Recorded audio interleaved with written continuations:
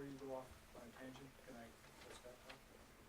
Oh, you can let Peter. Oh, Peter, proceed. Well, no, That's fine. I wanted you to finish this topic before I started. Well, okay, thank you very much. I just wanted to also speak from the perspective of a member of the school board. When we're looking at something like Wi-Fi, which to my knowledge has never demonstrably sickened or harmed in any way any child in the school, as compared to other real health threats to children, such as obesity, such as the discipline problems that lead to bullying and psychological problems, such as even motor vehicle safety, the kinds of things that really do harm children. When we have limited resources, we want to put the money into that. And I think we want to take responsible precautions, but we don't want to necessarily have to go overboard because of something that we might be afraid of, but don't actually know for sure is necessarily the kind of threat that is being presented. Are these comments about this particular thing? I don't want to forget about Go Peter. to Peter. Okay, so Regina and this Peter, and then that Peter. Okay. I'm sorry, I don't know. Tim. Thanks. Okay, I've actually done a fair amount of reading of this, and I have 3 kids in the school system, and I don't feel particularly worried about the whole Wi-Fi thing. Then I called my sister in Austria and asked her, okay, because I'm Austrian, and I figured, okay, what's the deal in this? And she told me that her school and a couple of other schools, she knows that they are going to laptops and they're having all these Wi-Fi things because it's the 21st century and you can get so much more out of it. So, because Austria was mentioned there before, as a country that's taking more precautions than maybe necessary. So I just wanted to say that the people I know actually using more Wi-Fi. The other thing is that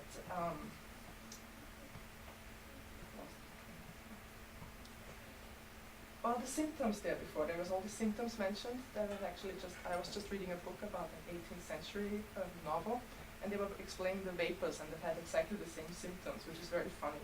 I thought.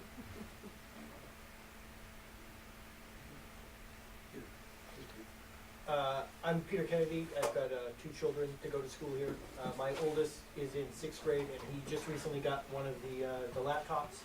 And at first, we were all very excited. Well, I'm still very excited about it. I'm very excited that he's going to have this opportunity to use the technology at school that allows him to maybe, hopefully, learn more, learn better, and learn in a way that he's going to need to learn for in the future. So that was great news. I should also tell you I am incredibly pragmatic, which is why I raised my hand. I haven't made up my decision yet. I need more information. But in the meantime, to me, the $15,000 that we've talked about for wiring the school, to me that's an insurance policy.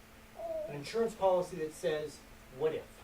What if we find out that this is, like so many other things, 10 years down the road, oh my God, how could we not have known that this was a health concern to our kids? And part of me is thinking it's a lot like going out in the sun.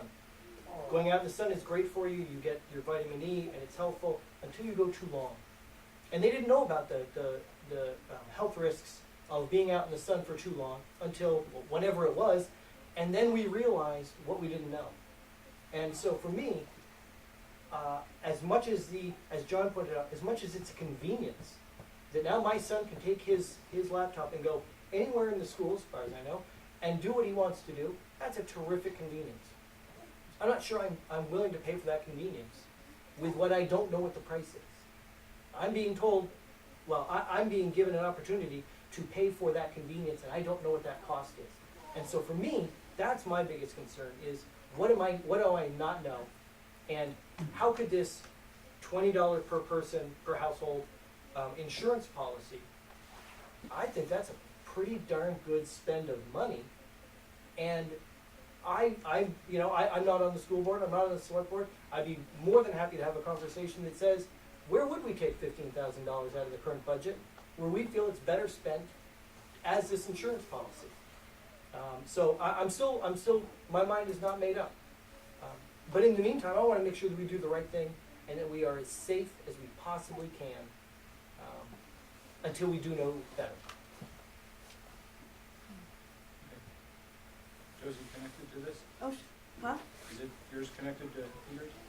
Or are you going in a different direction? It could be either.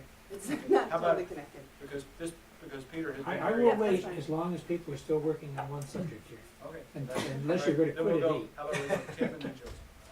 Yeah, I'm Tim Howe, and I have a granddaughter that may come to this school, but I wouldn't be enthusiastic about pushing in that direction with wireless here.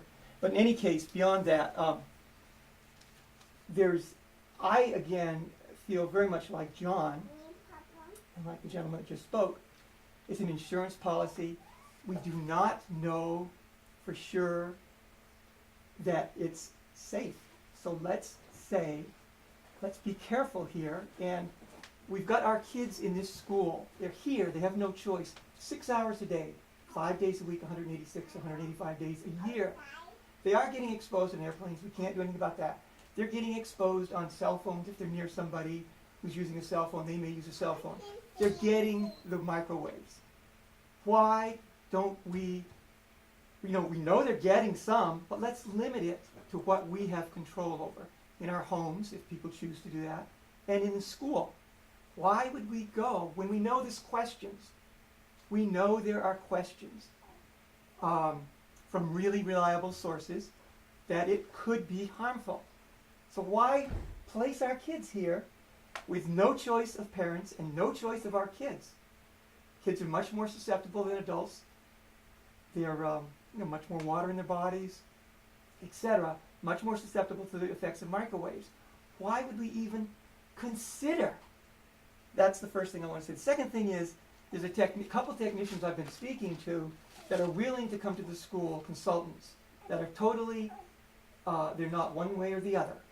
And I can raise the funds for them to come to this school, for one of them to come to the school, if the school board would allow me permission to bring in, like Jerry Lesniak, who was in the bridge. He's a local Barrie guy, worked in a lot of schools, worked with a lot of school boards. He's not for or against Wi-Fi. He knows there's issues on both sides. My question to the school board, will you allow me, or a few of us, to bring in, and with a school board member or two, or whoever wants to be present, to see how much it really will cost to put the wired in the school? Let's get down to it. Second question. If we, as a group of parents, raise some money toward that end that would be used specifically for this, would you accept that and then work with us to help come up with the money? And I'm gonna interject right here and say that the school board can't respond. Thank you. Yeah, I know that. I'm putting it out now, and I'll come to Yeah. one of your meetings. I just wanted to That. say it because it's not a warrant meeting. Yeah, I understand that, but I'm putting it out now. Okay, so, but I'm sure they will be happy I hope to so. entertain your request. And I've never seen a school yet that didn't want to take money to accomplish its ends. So, thank you. Josie? Yes, I'm Josie Connell. I have a student here and also two at U32. I'm undecided on the whole topic. We have Wi-Fi at home. We turn it off at night when we're not using it, and then we have it on when we're using it. My question, I guess, I have to pick on you because you're the only teacher here. But my question is, how would it affect your teaching, having wireless versus having wired? And would it be a big inconvenience? Do you feel like you're yeah, I mean I keep asking myself that right now, and I've not been in a classroom that's wired, so I don't even really know exactly what to picture. Mm-hmm. Right now we have a Digital Wish instructor. This is the grant that got all the 4th, 5th, and 6th graders laptops for this year on, and so she comes in for 1 hour a week on Mondays. And because she can only instruct 2 classes, we have my class all goes into Damien Middleton's with their laptops. So we have about 36 kids. it seems like it would be hard to have one classroom wired for 36.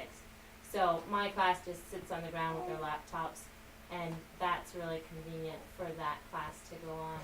That's why I was thinking more let's have it on for that hour and then let's shut it off option. But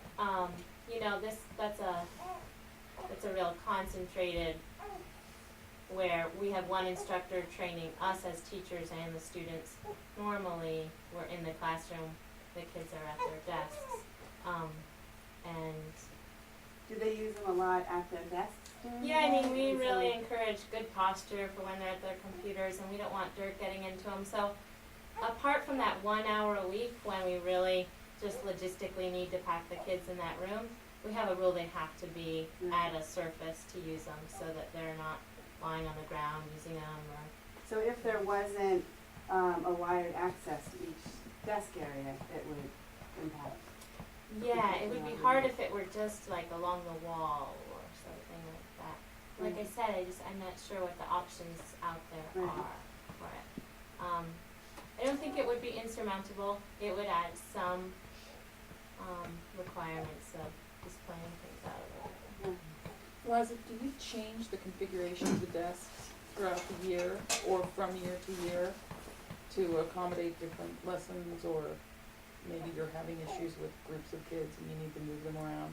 So if it was hardwired, would the desks then have to stay where they were and you would lose that flexibility? I mean, or- again, I've never seen what hardwiring looks like, so I don't know if you would have, I start the year where I have the kids in groups, because I want them to feel connected to a group of 3 or 4 kids, and now we're in a big horseshoe shape, so if we had those spots, So it I'm doesn't not move sure. around It and. moves around, but we're in the general area, so it's a little hard to say.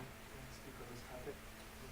Yeah, Charlotte had her hand up back there, and we'll come back to that. I was going to speak to your question, Josie, and if you ask employers now what they're looking for when they hire people, and if you ask people what are skills that kids need to succeed in this world today, they talk a lot about their ability to work together in groups.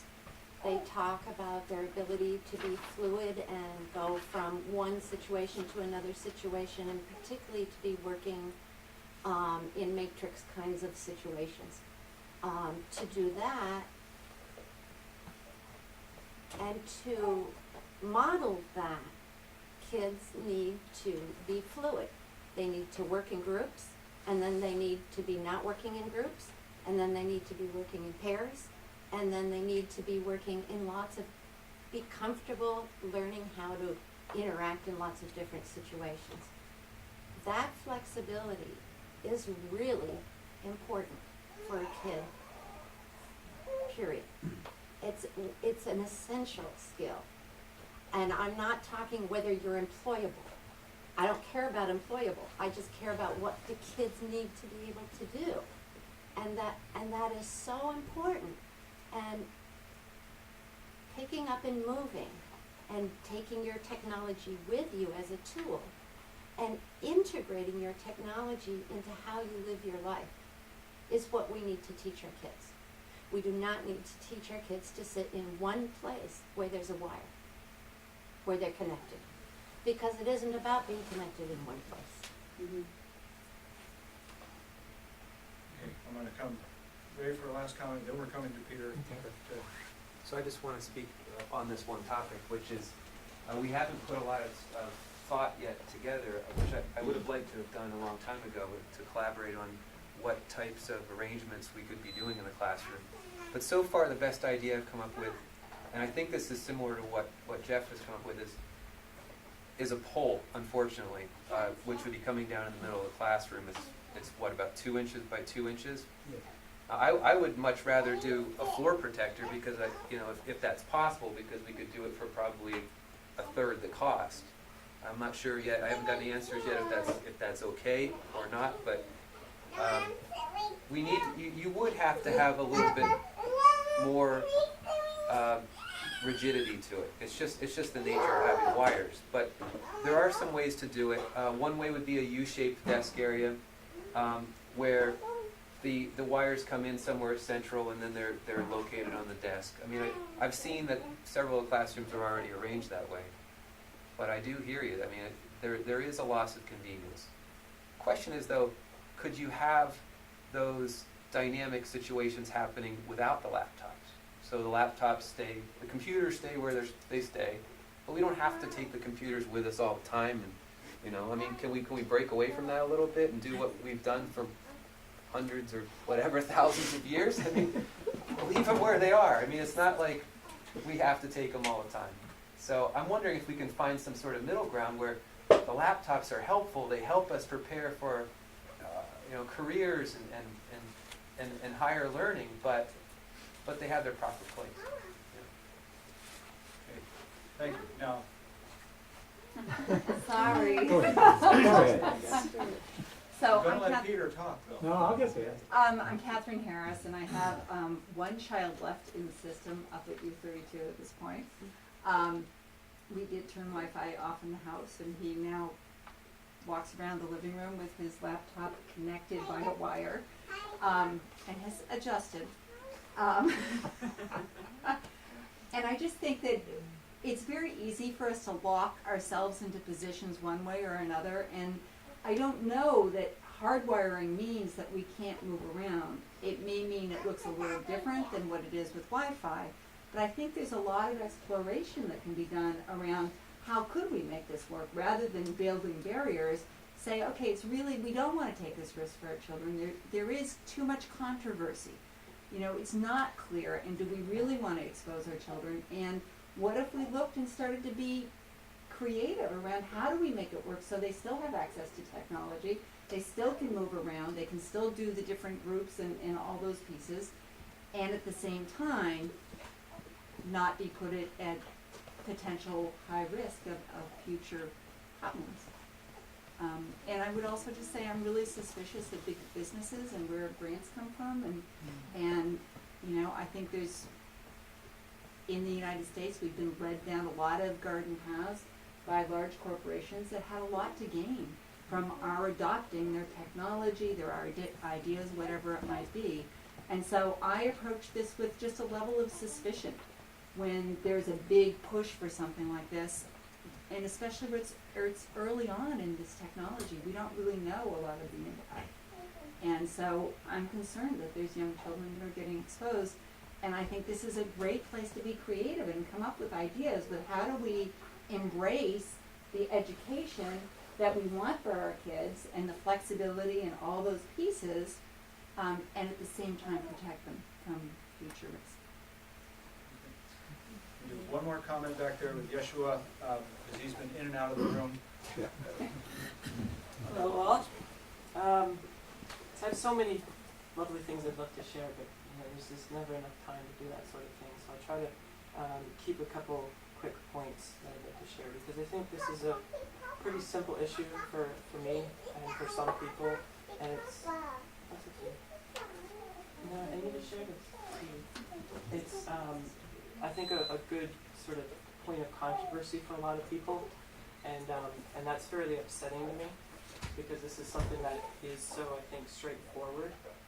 We do get yanked around a lot by a lot of big companies that do share the same kind of concern you have, and I actually was initially on the sort of group that came and worked together to create the grant application and some of this, where this is kind of coming from. I chose to leave that group and to not put my energy into that group, not because I disagreed with the group, but because I didn't feel good about where the money was coming from, the people that were behind it, and the deals. Even this whole laptop thing with the Dell computers. This is something that's been discounted and then it's just kind of given out the door. And it's a way for them to sell more. And that's really upsetting to me. And it's upsetting to me that it's not that simple for us to see these kinds of things, that they make it difficult. They put all this muddled information out there. And it's really simple. For example, I'll share with you Dr. Emoto. I don't know if you've heard of him or his book. It's a New York Times bestseller, The Hidden Messages of Water. And this amazing scientist found a way to photograph water crystals. That's a scientist I'm going to listen to. He photographed crystals as they grew. And so he did a lot of experiments over about 10 years, collecting water from different locations. You may have heard some of the monks holding in water and praying to that and seeing how it would grow. And this book, feel free to look at it later if you want. I charge you to get it. It's very cheap and very amazing. He makes it very clear. He makes the picture really clear for us, and it's direct out of nature. There's no sort of middleman interpreting some sort of experiment that they came up with to prove some kind of point. And for example, he shows that water that has been exposed to RF radiation or television or thoughts like Satan or anything negative in that sort of way, anything disharmonious. All these technologies are disharmonious. The sun is not disharmonious. The sun makes vitamin D in our bodies. That's incredible. If you listen to Wi-Fi on a speaker, yeah, So bad. So bad. That's not harmony. Nothing good is going to come out of that. And I know that for myself in my heart because I've turned off Wi-Fi. I moved here because there are no cell phone towers. I left Boston for those reasons. I went to a school, I just got out of the whole school system. I went to a school that had Wi-Fi radios every 20 feet in the halls, and I couldn't think inside those buildings. And why these people make these decisions for us? I was a disempowered person in that situation. I didn't have a choice. I had to go to these classrooms. All these things were chosen for me. Did I really need to have Wi-Fi? Sure, it made my education a little bit better having a laptop on my desk. But I also just listened to another wonderful man who I encourage you to check out, Brian Clement of the Hippocrates Institute. If you know anyone who's suffering from cancer or anything like that, you can actually save them. It's a really amazing man. And he pointed out that he was actually quite terrified of the number of young people, specifically 20 to 30-year-old folks who are coming to see him for cancer. And if you ask me, it's because of the number of laptops that we have sitting right over above our laps. As a technologist, somebody who understands a lot about the technologies that we'll use, I work with computers all day. I stare at a computer screen for 14 hours a day. It's not fun. I don't like it. But understanding how those things work, I understand that they don't harmonize with our bodies. They don't harmonize with our minds. They disrupt us. And something like Wi-Fi, which is so powerful right next to the source. We're sitting next to these sources all the time. It's not like a cell phone tower. I'm totally against cell phones too. I would love to trash my cell phone and ensure we get rid of them for everyone. But at the same time, Wi-Fi is far worse. You're sitting with it 2 feet from your body. Within 3 feet, 1 meter, the amount of the degradation of the signal and the energy is tremendous. 20 feet, you've got a much less word. So when we're walking around Montpelier, yeah, that's important, but it's not like sitting at a laptop and having that above your lap. And honestly, you can feel the difference, even if you don't have Wi-Fi going. You can feel a laptop being turned on in your lap, in your core, in your heart. And there's studies that have shown that these things disrupt the beat of the heart. That one cycle per second, cyclical rhythm that is in all life, that is destroyed and disrupted by electromagnetic frequencies, by the fields that we create. And there are studies that show that. Those are the kinds of things that I think about, because I think there's a lot of stuff that talks about the same thing in different lenses, but doesn't talk about those sorts of things, the way that we are water. And we have people who have shown us how sensitive water is. And I can say I'm one of those sensitive people. If you want stories or anything like that, I can share that. I can tell when somebody has Wi-Fi on.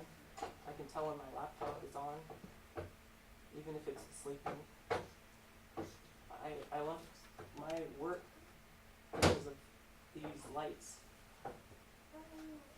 So that's my other half of my message, is we need to think more about not just Wi-Fi, but all of these issues, all of the technologies that we are employing and thinking that they make our lives easier and better. We do need to question them, and we do need to question where they come from and the money that's behind all this.